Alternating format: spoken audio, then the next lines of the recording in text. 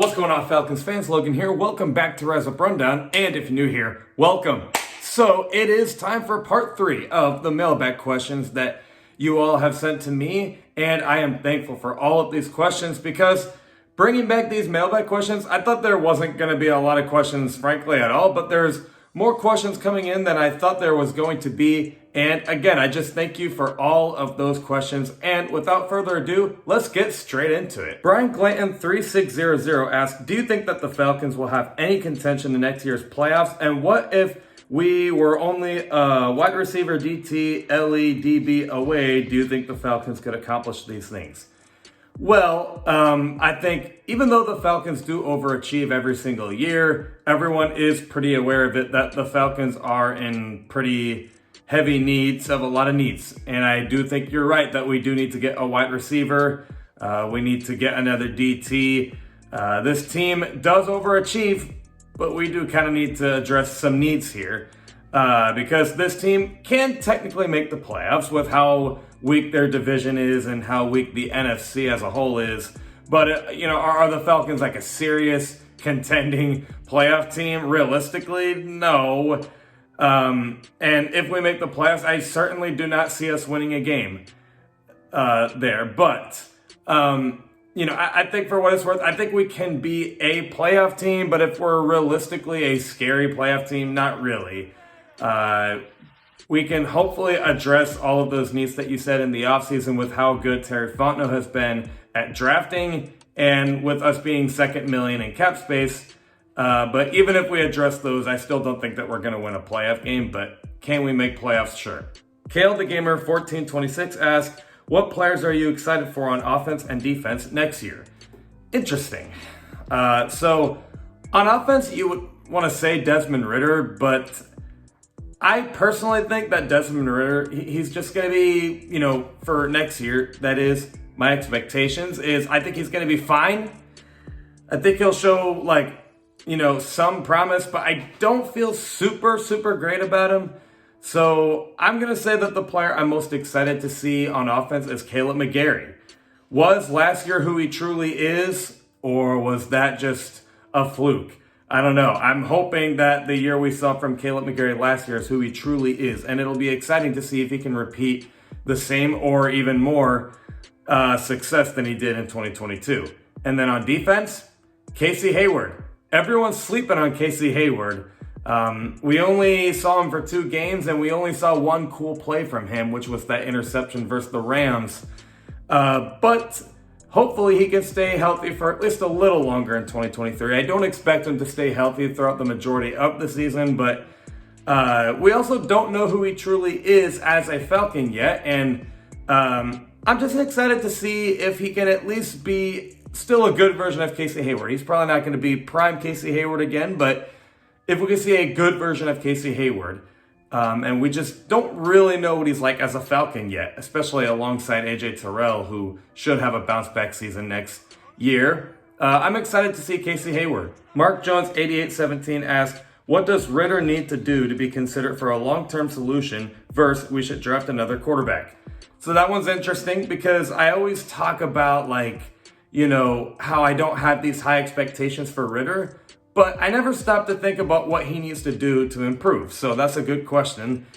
Well, now I know the example I'm about to give out was in the preseason, but I do still think it's a pretty good example. I think Desmond Ridder needs to make better decisions because, the game winner versus the Lions in the preseason, again, I know it's the preseason, but he was under pressure and, just chucked it up in the air. And if that was against first string defenders on the Lions, I think that either would have been batted down or intercepted. But as exciting as that play was, I kind of had to be a little realistic. And I know that example was probably kind of sorry, but I think he just needs to make better decisions. Of course, he needs to fix his accuracy. And overall, just get more experience in the NFL because he's barely played. He looked kind of lost when he was first getting into the game, which, it's fine. Like, he was a rookie. he barely got any starting time. So I think he just needs better accuracy, decision making, and more experience. And if he doesn't show enough in 2023, then it's time to just go get a quarterback. Atlanta Falcons 1138 asks, with Deron Payne likely to be franchise tagged, should the Falcons now focus their attention on Javon Hargrave? Sure. Super Bowl defensive lineman from the Eagles, and the Falcons just need as much veteran help, and especially alongside the pass rush as they can, to help Grady Jarrett, because Grady Jarrett has basically been a one-man team on that defensive line throughout the majority of his time with the Falcons, basically. And I think he would just like a bit of a veteran presence to work alongside him, and also the younger guys like Arnold Ebiketie, to be coached up by all these, players. It would just be nice to have players like Javon Hargrave to come to the Falcons. We need pass rush badly. Archangel asks, are you going to any Falcons games next year? So I hope, but unfortunately there is no plans yet. The only maybe game we might go to is the Falcons and the Colts, because there's a Colts fan in my family. We might go to that game, and it's been a while since I've been to that stadium. Jeez, how long? 2019 was 4 years ago? That's really sad. Man, time flies really fast. That was the last time I saw Archangel, too. Man, that's really sad, but it's also kind of, cool that, you can cherish moments like that and just look back and appreciate them even more. But hopefully we can make some more Falcons games happen, and I guess I'll, just let it be known if I'm heading to more Falcons games. Kingspur 3535 asks, if the Falcons were to draft a wide receiver, who would you want it to be? Either Quentin Johnston from TCU or, I always have a hard time pronouncing his last name, but Enigma from Ohio State.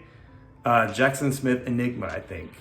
And I purposely did those receivers because I was trying to look for receivers that, Arthur Smith would probably realistically want to go for. These bigger bodied, kind of A.J. Brown type receivers. That's what Arthur Smith likes, right? I know Kyle Pitts is not a receiver, but you have Kyle Pitts and Drake London. They're both these bigger bodied, contested catch, yet great run blocking receivers. Brian Edwards looked like that when he came in. So I tried to look for receivers that Arthur Smith probably would like, and those receivers are very talented. But hopefully the Falcons don't even get a receiver in the first round and we get pass rush, is what I hope. But if we had to get a receiver, I would hope that it's those two. And then the last question from RC Plane Builder 2005 asks, Derrick Henry to Atlanta. All right, so as cool as that sounds, and yes, he would make an impact on the team, I just don't think it would be very necessary. Running back is our biggest strength at the moment. Arthur Smith, I think, is pretty happy with the running backs that we have in Cordero Patterson and, Tyler Algier. Derrick Henry may just be our running back, but I think he would probably ask for a lot of money. And it's not that the Falcons don't have money, but we probably should invest in other bigger needs, like safety with Jesse Bates, hopefully, or like in pass rush, wide receiver. Running back, it's just not really a need right now. Now, yeah, Derrick Henry obviously is familiar with Arthur Smith. Arthur Smith would know exactly how to use him. And again, it would impact the team, but it's just not really our biggest need right now. I would probably spend money on some positional needs that we might really, really need. Jesse Bates, hopefully. Terry Fontenot, Arthur Smith. I don't know if they heard that or not. Probably not, but hopefully they did. But I thank each and every one of you for all the mailbag questions that you sent to me, and I will see you guys with a video this Tuesday at 11 o'clock a.m. Eastern. Love and appreciate you all for the support, and as always, rise up.